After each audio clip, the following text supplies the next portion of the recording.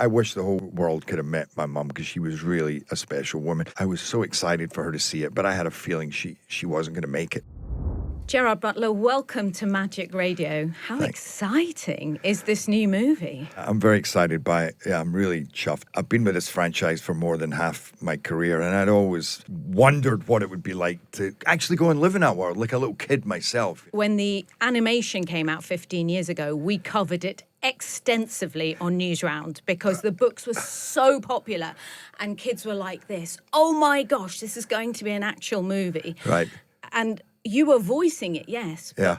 At any point did you think, I need to actually be him? I need to be stoic in real life? Do you know, there's a moment in this movie that was in that first movie when, when I'm saying, Odin, it was rough. I almost gave up on you.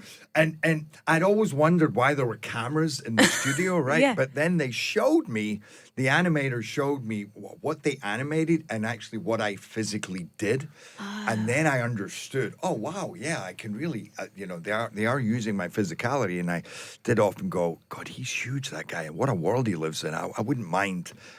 What would it be like to really, kind of dive in there and live this world, live this mythology, go through these things with this kid, fight dragons? No joke, like a little kid myself. So when the live action came along, I had the chance to do that because I think deep down I'm a little kid. When I wanted to act, it was because I would have dreams that I was in worlds like this. And I'm like, I want to live in those worlds, but I also want to take people into those worlds and give them those, those feelings, those ancient feelings of kind of courage or nobility or, with that struggle or sacrifice or honor. And so it's fun to go in and examine those things, even if sometimes you're the person playing opposite that. Well, but this to is teach it. people that. Yes, well, there's such a gorgeous father-son story. We know that from the animations anyway. Right. But to watch both of your expressions in the movie, and you've timed it perfectly with Father's Day coming up. I feel like so many dads are going to be watching it with their kids. What are the dads out there going to learn Well, from I love you that. You as just a father? schooled me because I was saying it's funny, Father's Day, he's not exactly the best father. And you were like, well, but is he? And I went, okay, that's a very good point.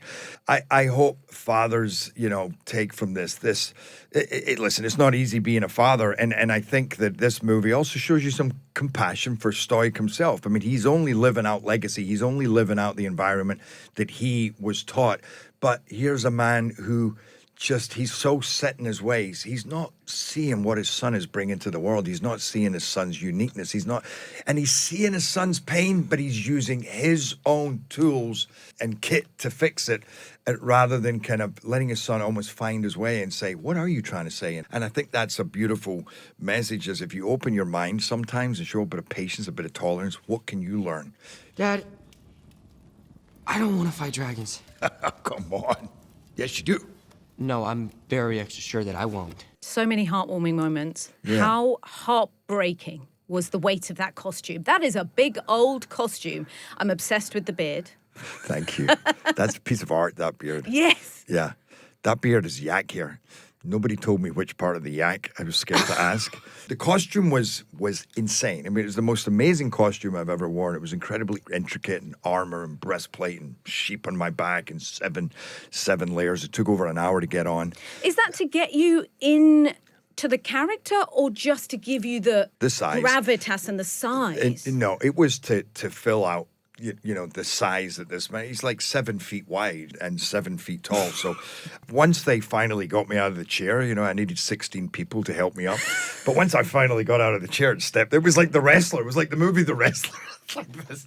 Oh my God. But when I made it out, I definitely could feel all the power and charisma that this man needed. And to go back to the story, that's what makes it all the more emotional because, yeah, you see all that part of a leader and that energy that you need to lead, but ultimately he's a man, he's a father, and he's struggling with these things. And when you see somebody that size, yeah, it's emotional, and struggling with his son, who he loves dearly. Yeah, this movie has a lot of heart. I'm not one of them.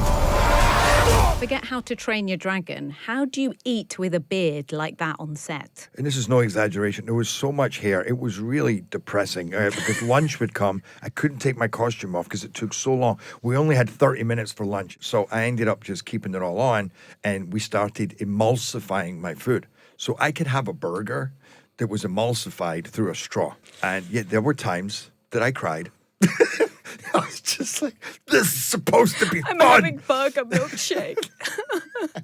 I love that this movie is dedicated to your dear mum. And what conversations did you have before she passed about you playing the real life Stoic? Well, I know you were almost a lawyer, and she was so supportive of you switching suddenly to acting. well, she was way more supportive of me being a lawyer, let me be honest. I mean, my mum told the whole world it was going to be. I mean, you'd go out for lunch with my mum and it would be like, oh, this is my son, Jared, and he's about to qualify as a lawyer. And deep down, I knew it wasn't going very well. So I'd be like, oh, shut up, Mum, oh, please, oh my God. And then I had to call her because I was fired. I mean, it was a week before qualifying. I had to call her and say, hey, Mum, that didn't happen. My mum was, if Stoic had a mum, that would have been my mum. She was an amazing woman, but she was, she was strong. She was fire, and she was graceful, and she was beautiful.